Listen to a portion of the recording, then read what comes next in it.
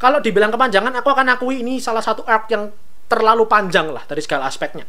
Dan itu berhasil digambarkan dengan sempurna di Hunter x Hunter. Aku tidak menemukan itu di seri lain. Di seri lain semuanya kayak di oversimplification, semua dimudahkan, disederhanakan, nggak dibikin ribet. Mungkin bisa dibilang salah satu arc terbaik kalau digabungkan dengan semua seri shonen gitu maksudku ya. Aku kan memasukkan salah satunya Kimeraan gitu. この番組はご覧のスポンサーの提供でお送りします。 Karena saya minasan, selamat kembali sama Speak.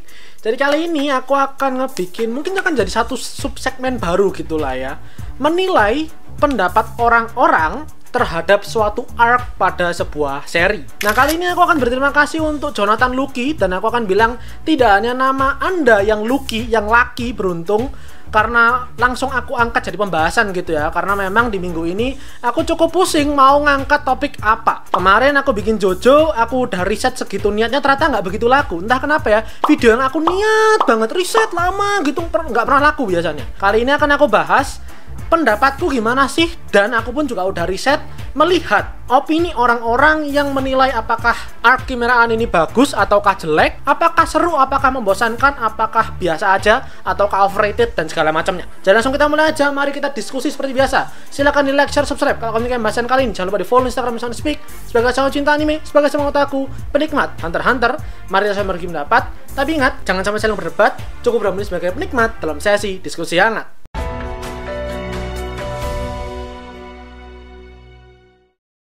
Arc Kimeraan. Jadi siapa sih rasanya yang nggak tahu dan nggak nonton arc satu ini gitu ya. Ini kan arc yang mungkin paling panjang dan paling panas, paling paling banyak momen-momen kerennya di seri Hunter x Hunter. Meskipun sejujurnya aku pribadi sih, kalau yang paling the best menurutku itu arc York New sebenarnya ya. Yang kedua baru arc ini, arc Kimeraan. Tapi buat aku pribadi, arc ini sangat amat keren, amat sangat menarik dari beragam aspek. Nah tapi kan nggak afdol ya kan, kalau aku cuma menyampaikan dari pendapatku doang. Maka aku coba melihat opini orang-orang yang menilai kalau arc ini tuh biasa aja atau overrated bahkan. Atau bahkan ada yang bilang ngebosenin. Jadi kalau kalian cek itu banyak banget, mau di Reddit, mau di forum apapun, di MyAnimeList, atau bahkan ada video-video YouTube-nya orang-orang yang berpendapat terkait arc Kimeraan. Secara garis besar sebenarnya orang-orang yang merasa arc ini tuh meh gitu ya, flop, garis besarnya adalah karena dirasa terlalu membosankan, terlalu boring. Kalau kita pecah, ada dua alasan kenapa mereka bilang ini arc itu boring. Pertama, karena arc-nya kepanjangan. Nah, kalau ini aku pribadi sejujurnya merasa iya. Rasanya arc ini tuh yang memang paling panjang banget dari segala aspeknya gitu maksudnya. Dari penggambaran dunianya iya, dari kemunculan karakter-karakternya iya, karakter development juga iya. Harus kuakui setengah awal partnya Kimeraan itu ya, yang mana kalau aku pribadi sebenarnya membagi arc ini tuh jadi dua, arc NGL sama arc yang di Gorteo Timur, arc yang waktu Gon sama Killua bareng sama Kite, sama akhirnya ketika mereka masuk ke istana gitu ya, menyerang si Meruem dan semua kroco-kroconya. Nah kalau yang di part NGL ini, Neo Green Life ini, sejujurnya aku bahkan lupa detail-detailnya karena memang saking panjangnya. Aku cuma inget garis besarnya doang, outline-nya aja. Tapi detailnya apa yang terjadi aku kurang begitu inget dan bahkan mungkin paham gitu. Karena memang sejujurnya dulu waktu aku ngikutin tuh aku kayak nonton-nonton aja gitu, nggak begitu paham apa yang sebenarnya kayak konflik terjadinya tuh apa sih gitu loh. Sampai momen dimana Kite kepenggal kepalanya. Dan akhirnya setelah masuk ketemu sama Shoot, Knuckle, Morel, Napalm, itu baru aku mulai menyadari apa sih gitu yang mau disampaikan di arc ini itu apa. Jadi memang kalau dibilang kepanjangan, aku akan akui ini salah satu arc yang terlalu panjang lah dari segala aspeknya.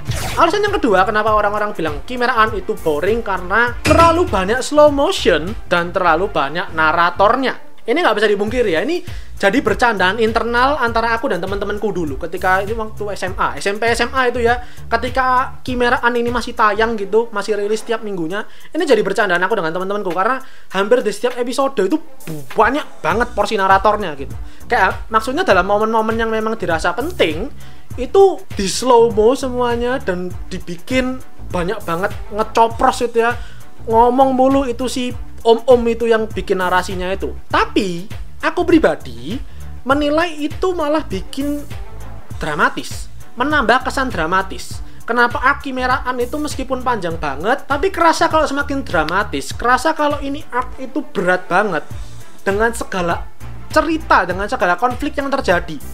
Kalian mengerti sendiri, itu tiap karakter, mau para hunternya itu, mau Meruem, mau bodyguardnya Meruem, mau anak buahnya Meruem, semuanya sebutkan dari yang karakter penting sampai yang minor gak jelas.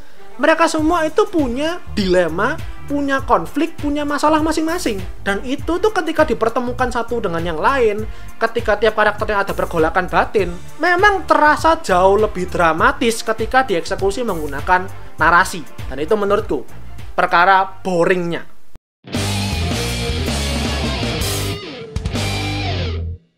Nah, aku sih cuma menemukan itu doang sih ya. Maksudnya opini orang-orang tuh garis besarnya cuma mempermasalahkan dua hal itu tadi. Sehingga kalau kita jadikan satu balon besar tuh, jadinya mereka akan bilang boring karena dua alasan tadi. Aku pribadi sih menilai arc ini tuh sangat emas ya, sangat gold banget dan keren banget. Mungkin bisa dibilang salah satu arc terbaik kalau digabungkan dengan semua seri shonen gitu maksudku ya. Aku kan memasukkan salah satunya Kimiraan gitu. Arc ini tuh menunjukkan betapa kompleksnya Hunter x Hunter dan betapa kompleksnya pemikiran sang mangakanya.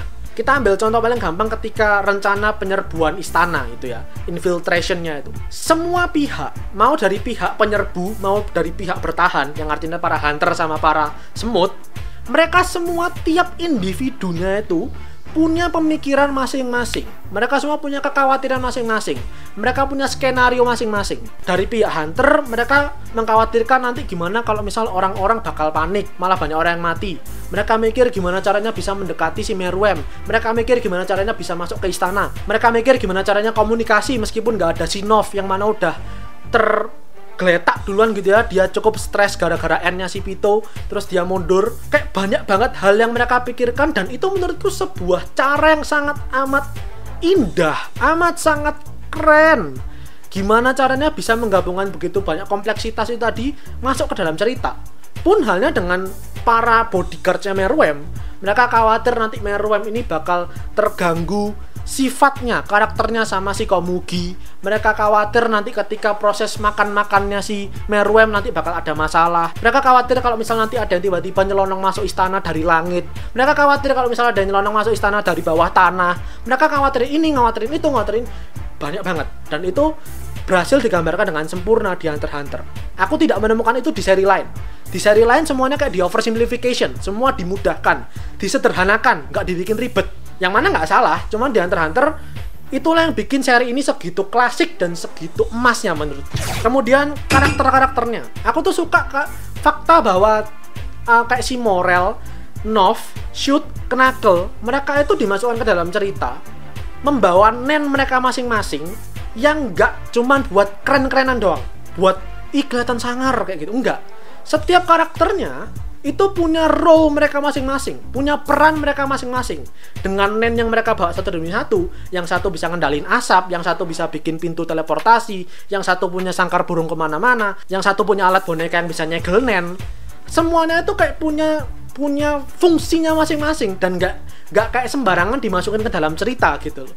Dan selain itu, tentu kita akan sepakat soal karakter development-nya. Karakter development-nya epic, sempurna. Kayak maksudku hampir nggak ada cacat, meskipun kalau dibilang cacat ya mungkin karena terlalu lamanya itu tadi. Cuman kayak setiap karakter, misal kayak Gon yang selama ini ceria, Gon yang periang, Gon yang clumsy. Kala itu di arc itu dia jadi dark banget, jadi suram banget, jadi penuh dengan kebencian, penuh dengan balas dendam. Dan itu menunjukkan sisi lain dari si Gon.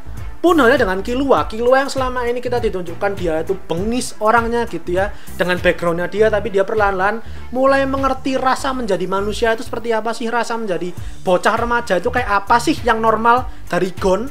Di situ kita ngeliat dia bisa khawatir dengan orang lain. Dan tentu Meruem, he's the king, dia rajanya, dia yang harusnya paling bengis, dia diktator, he's the ruler gitu maksudnya. Dia penguasa yang nggak punya celah. Tapi di situ kita tunjukkan kalau raja semut ini, semut yang harusnya tidak punya rasa, tidak punya empati, tidak punya hati, apalagi simpati. Di situ kita ngelihat sebuah perkembangan besar, sebuah perubahan karakter yang awalnya sebengis itu menjadi sebaik hati, segentle, sehalus itu karena keberadaan si Komugi. Dan itu menurutku brilian banget. Dan yang terakhir, kalian akan sepakat dengan aku harusnya sih, kalau di arc ini tuh kita banyak sekali menemukan momen-momen yang epic. Pertama, paling gampang aja deh, misal kayak si Kite gitu loh ya. Si Kite dengan nennya dia crazy slot, mulai dari nebasin para Chimera di hutan, sampai akhirnya dia kepenggal kepalanya waktu ngorbanin diri lawan Neferpitou. Kemudian si Netero yang akhirnya kita bisa ngelihat nennya ini ngkongkong tuh apa sih, kita bisa ngelihat tuh sekeren dan segila apa gitu ya, bisa terbang di atas langit, dan kemudian ngeluarin Yakushiki Cannon punya beragam jenis serangan, sampai akhirnya dia nekat membunuh dirinya sendiri dengan bom Miniaturus.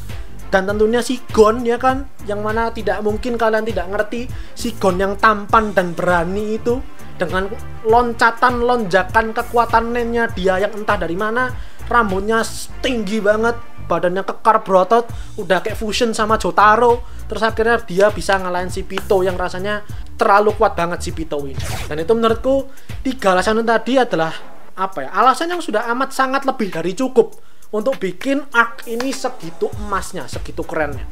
Gimana pendapat kalian? Silahkan taruh aja di kolom komentar. Apakah kalian merasa biasa aja? Apakah kalian merasa overrated? Atau memang kalian rasa ini keren banget, epic banget, dan mungkin malah jadi arc favorit kalian, entah di Hunter x Hunter, entah di keseluruhan seri. Dan mungkin kalau kalian punya ide lagi lainnya, punya request ngebahas arc ya, jangan seri. Kalau seri itu setahu udah ada channel yang bikin gitu ya. Jadi tanyakan aja, misal kalau kalian penasaran pengen dibahas arc apa sih dari seri apapun yang sekiranya aku tonton dan aku ikuti, nanti akan aku coba bahas. Jadi silahkan di like videonya kalau kalian merasa kalian, jangan lupa berkomentar, di share teman-teman kalian, dan terakhir jangan lupa di follow Instagram Soundspeak dan subscribe buat kalian yang menikmati lebih banyak konten anime dan manga dari channel Soundspeak. Lancar banget tuh dan aku ngomong, karena anime dan manga itu yang aku suka dan itu yang kalian suka. So I'll see you guys in the next video. Itterashai minasan.